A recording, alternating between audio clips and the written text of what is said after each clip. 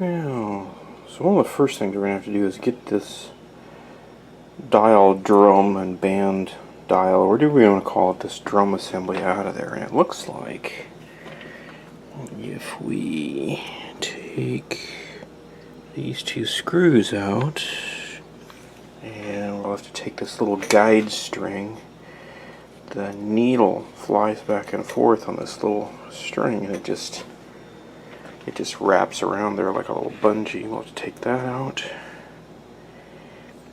It looks like this ought to come off, but it's not going to go anywhere until we get this wire which runs the lighting. I'm pretty sure that these two here are the lighting.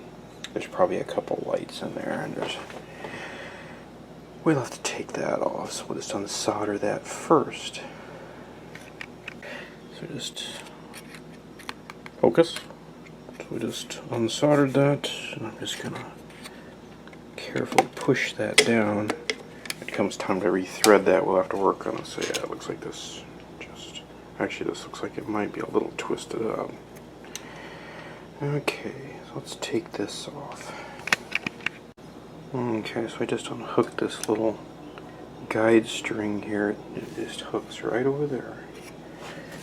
Take these two screws out. Let's see what happens here. Is there anything else? Oh, maybe another one under there.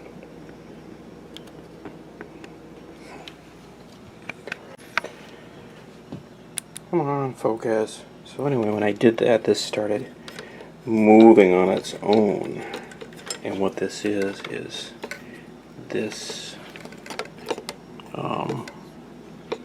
this spring here that holds this other dial string. No big deal. We just take this stuff and fold it out of the way carefully.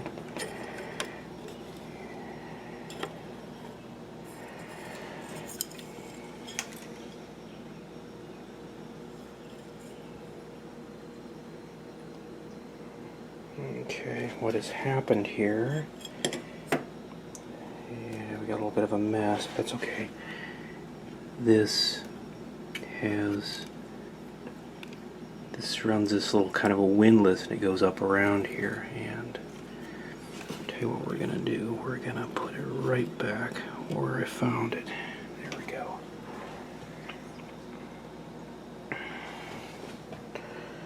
So here's the guide string. Here's the actual dial cord, and oh, looky there. So there's a little washer under there.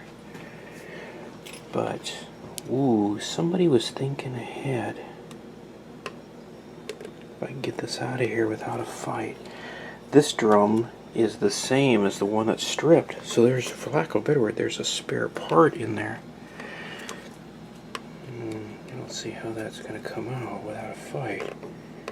Okay, well, let me look at this real careful and leave you behind here for a sec. Okay, so I just gently pulled on that, and it just came off, and it's very top heavy, so apparently we need to get this out of here.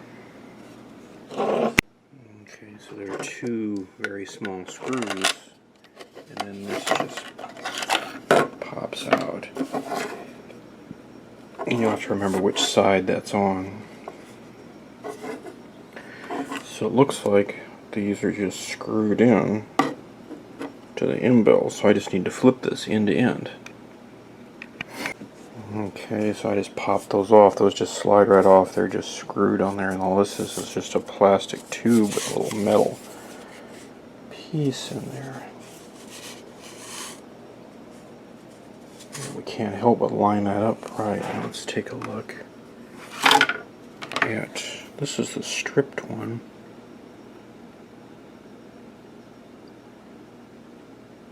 So in the radio, this end has the dial, the gear train, and then it goes through, so we want to put this stripped on there. But why is it stripped?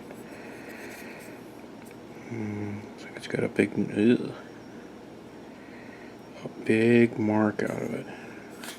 Of course, this one, nothing has happened. That's it. Wow, somebody was, I don't know if they did that on purpose, but it really just saved my bacon. Yeah, what a lucky man I am. Well, let's look at the radio real quick here. So here's what that gear train looks like out of the machine. Here's the actual drive, and then it goes up to this gear and then over and then down again. So it actually spins on this here. Well, you've got this all apart. Now would be an excellent time to replace these electrolytics. This is some kind of coupling out to the real world, and I'm not sure what that is off the bat. This is all nice point-to-point wiring with transistors.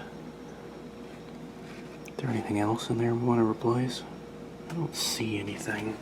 Let me see if I can get this back together and get things straightened up. Well, to get this back in, I just got the ends flipped here, no big deal. You're going to have to synchronize this. And what I did was the top band here is the UHF, and on the radio there's a pointer, so I just moved this horizontal. And I'm just going to see if I can slide that back in there without a fight. And how about that? Well, this went back pretty easy. I put this in back on, and these two screws up here are a different size than this one here, just FYI. So I put that all back together. Now, one thing I did do is there's a little line right there. I lined that line up with this bolt, and I also made sure that this was straight. So we'll see how that lines up in the radio to give it a try. I also untwisted it. I think what's happened is this ball got lost, and since you can rotate that around and around and around and around, I think somebody kept doing that and wound this up, and then when it had enough tension, then it starts stripping this out because they couldn't turn it anymore, and they were too silly to figure out what had happened. It works just fine.